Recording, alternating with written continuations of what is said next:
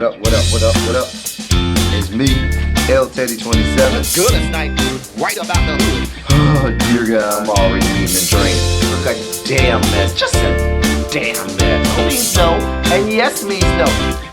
What up, what up, what up, what up, what up, what up, what up, what up, what up, what's good, what is up, people, what's up? It's me, LHHATL, and I am back for yet another review. This is going to be our review for Love and Hip Hop Atlanta.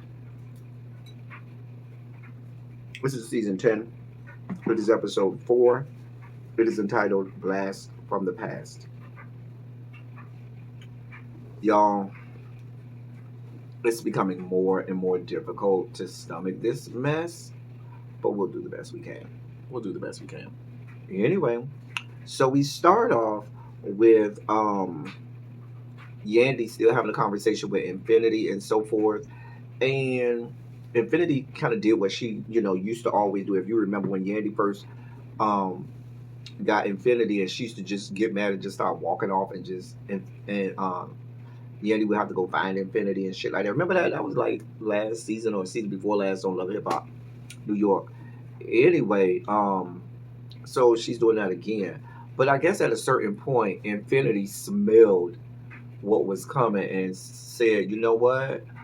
I kind of like being popular, and I like having lights and cameras around me and being on television.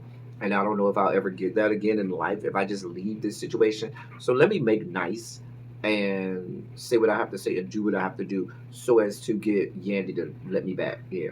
So she did that, because Yandy started following her, and they go and she break down and Yandy break down. And it was a whole like thing. I was like, I guess. Sorry, y'all. I'm hungry. What am I eating? Some crab cakes I bought that are really good. Anyway, Yandy says that she thinks that they can reconcile and go back to the way things were. But she says she's going to have to get with Mendices, and so forth. And so in my mind, well, actually, she didn't say that. She didn't say she would have to get with Mendices. She just said she thinks that they could go back to the way it was.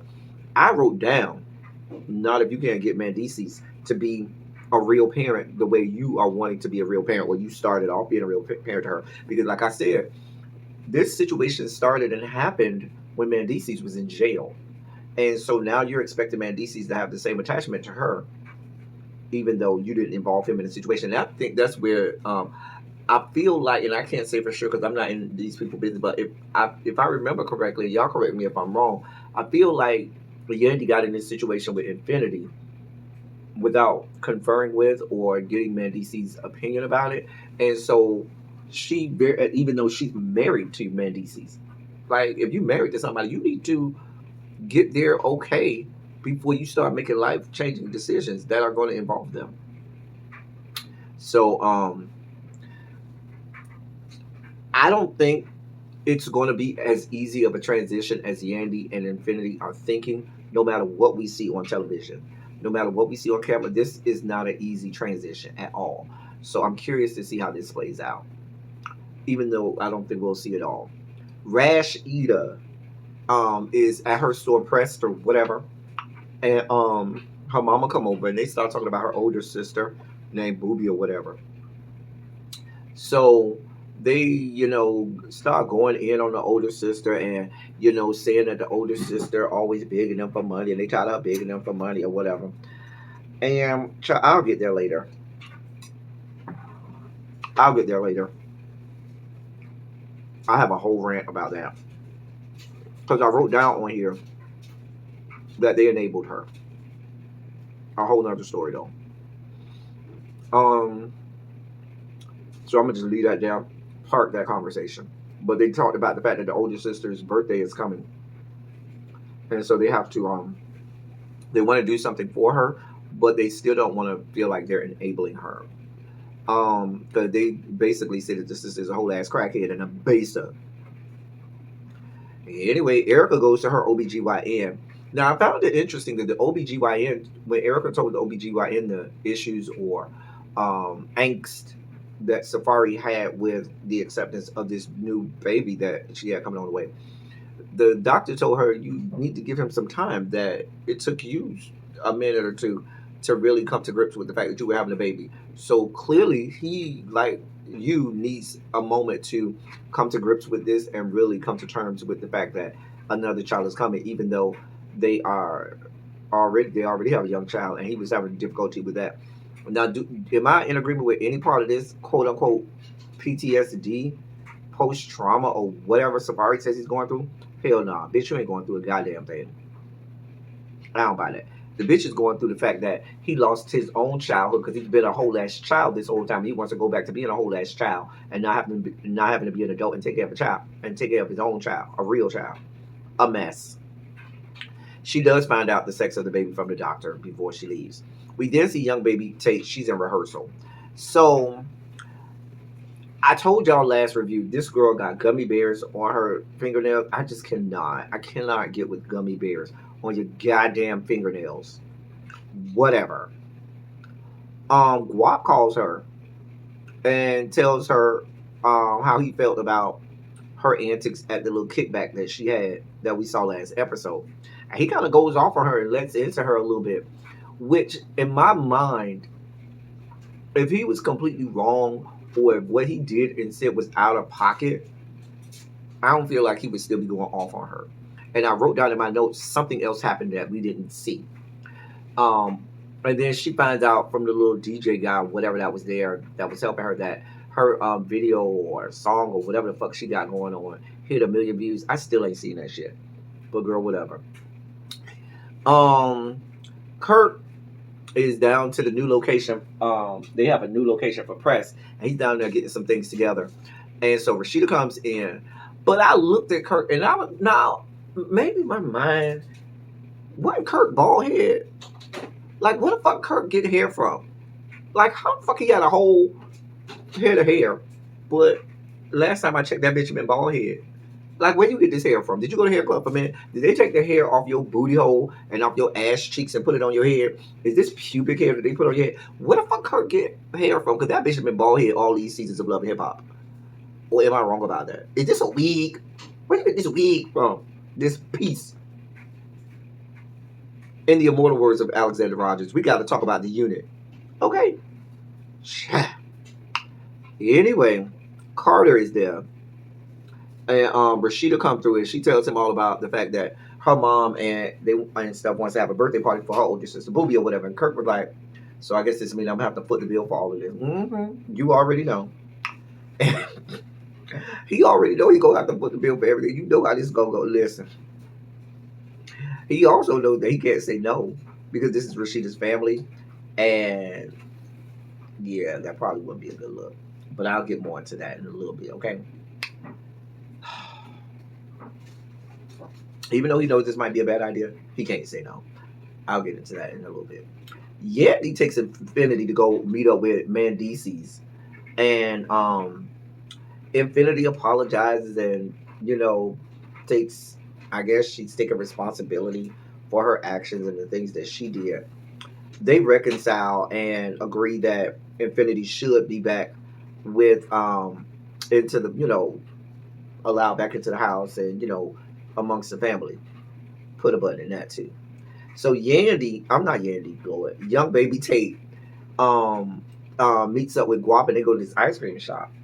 So Guap kind of gave it to her again and said, you need to watch yourself when you get drunk because you do things and you say things that are out of pocket. And that's why I wrote down before. She did something and said some things that was out of pocket, which is why Guap was acting the way he was acting. The problem is production did not show us that. Production only showed us, Guap looking the way he was and all of that. They didn't show us young baby Tate and all of her antics while she was drunk and inebriated and imbibed. But whatever. And so he basically told her, hey, boo, this ain't gonna work out. Because the last thing I need is a drunk ass, is a girl who's drunk as fuck and can't control her mouth or can't control her actions when she's drunk. That's it. And I don't think on either side, nobody wants a partner, whether you're a girl with a guy with a girl with a girl, or a guy with a guy, or non-binary, non-gender conforming, whomever you with. Nobody wants to be with another person when you don't know how the fuck they gonna act when the bitch is drunk and out of pocket. And so what ends up happening is you be like, fuck that shit. So the next thing we see is Yandy and Mandisi's at home and they're with the kids and they're telling, don't mind that, that's thunder. Excuse me, they're telling the kids that they got a special guest, and the special guest ends up being Infinity. Now we know from I think 2 seasons ago, Love Hip Hop New York, that those kids love Infinity. They are enamored with Infinity. Infinity used to keep those kids, so forth and so on. And so what happens is, oh, that's a lot of rain. That is a lot of thunder. And what happens is, Mendices tells Infinity that, oh, I would love for you to be back in the house and have a relationship with the kids, but you gotta something about you got to have rules, respect the rules and boundaries or whatever. And with that, we were gifted with our patented hashtag FTFB moment by one and only Mendices right here. Excuse me, sir. Excuse me, Mendices. Rules, respect, boundaries. Where are all of these rules and respect and boundaries when you were around the Empire State doing the shit that you did to get your ass in jail? Where was all the rules and boundaries that you needed to have to keep your ass out of jail so that this little girl who was trying to escape the fuck shit she had going on at home didn't have to end up taking care of these raggedy kids? Because last time I checked, when your ass was busting some dude down or getting busted down by some dude in jail, she was taking care of your kids. But now all of a sudden, see, I'm allergic to the bullshit. Now all of a sudden, she got to have rules and boundaries to be around your kids. But there was no rules and boundaries when she was taking care of your raggedy kids. When your raggedy ass whitey Andy was getting bust down, up and down the New York streets, was a promoter and, helping artists, helping manage artists, whatever. That girl was taking care of those kids. Those kids love that girl, and she loves them. She's never done anything to those kids. Now, she might have did something to your piece of shit ass, but she never did nothing but take care and love on those kids. When your ass couldn't do it. When your stinking ass wife wasn't doing it. When your stinking ass mammy wasn't doing it. When nobody else was taking care of those kids, she was. But now, let's say you got rules. Were there rules in the prison cell? During bust down time? Did you tell the Jew busting you down? Hey, make sure you wear a condom. When there was boundaries that need to be had there, hey, make sure you only stroke it 3 times. I mean, come on now. If we doing boundaries, did you bust down in jail? Did Bubba have rules for you? Did he tell you, I need you to have makeup, so when you take the M&Ms, take the red ones and lick the red one and use that as makeup. No, scratch that, I like blue. So tomorrow, use the blue M&M and lick on that and use that to make the blue makeup and eyeshadow and, blush and shit. Was that the rule that you had in jail before you got bust down? Was the rule, did you pay attention to the rules and boundaries that said, please don't drop soap in, say, prison cell, bathroom or whatever? Did you follow that rule? Did you follow the rule that said, make sure I get the top bunk so I don't get, gang rape, stand on the bottom bunk? I'm just asking, since we talk about rules and boundaries. What were the rules and boundaries on your asshole in prison? Girl, you had a lot of fucking nerves, mandible. That, ladies and gentlemen, was our hashtag FTFB moment, because if I keep going on, I'm going to have to skull drag this whore. Moving on. Anyway, cause girl. The next thing we see, we down to this good birthday party that they throwing for Rash Eater's sister, big sister, Booby. Now, the grandmother is there, Rashida Mama is there, Atlanta's bust down, Kai is there, Kirk is there, and it's the family there. So here's my question, Rash Eater. You seem to be a woman filled with forgiveness and reconciliation. Where's all of this forgiveness and reconciliation for your sister? Because last time I checked, you don't mind forgiving a bitch like Bambi who helped your husband cheat on you. Because y'all the best of friends. But she down there in the hot tub riding your man's lap. Okay? Helping him cheat on you. Down there to the cabin with Bobby Valentino. Or did we forget that? But you're so willing to forgive her and reconcile with her and make a relationship with her. That bitch ain't related to you nowhere in America.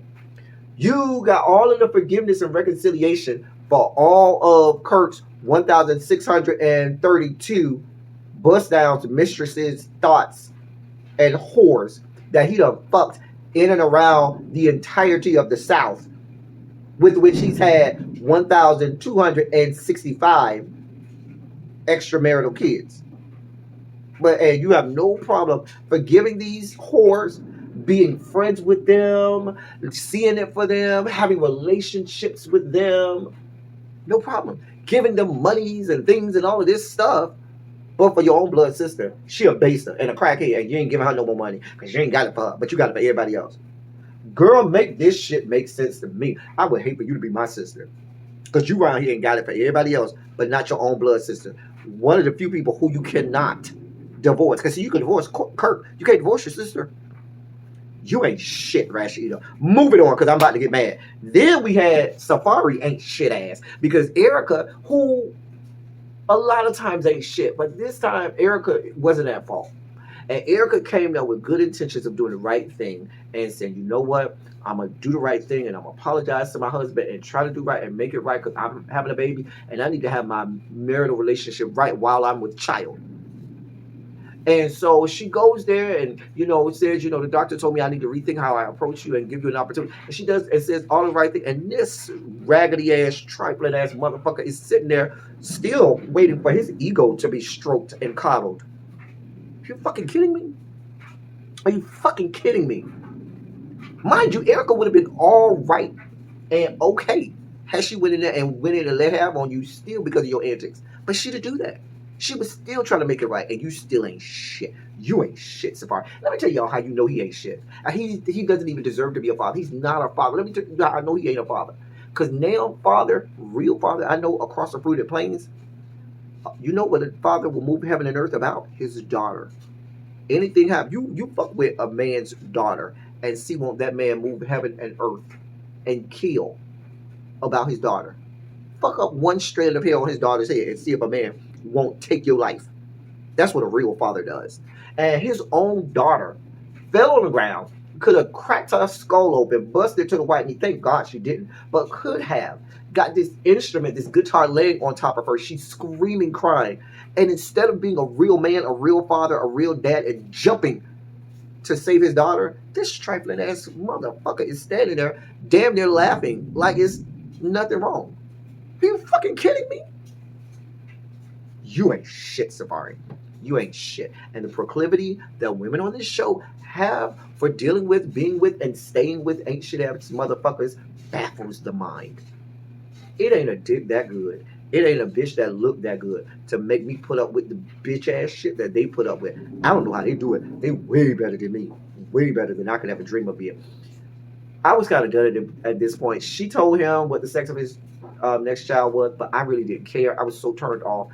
It kind of went on from there. Listen, y'all need to give me a reason to keep reviewing this because I'm about to do one of my patented. Just get up from the camera and walk the fuck off. I don't know, y'all. Y'all, let's get in the comment section. Y'all tell me something because I can't do it. That's all I got for y'all this week. Until next time, thank y'all for coming. Y'all drive safely. I'm out.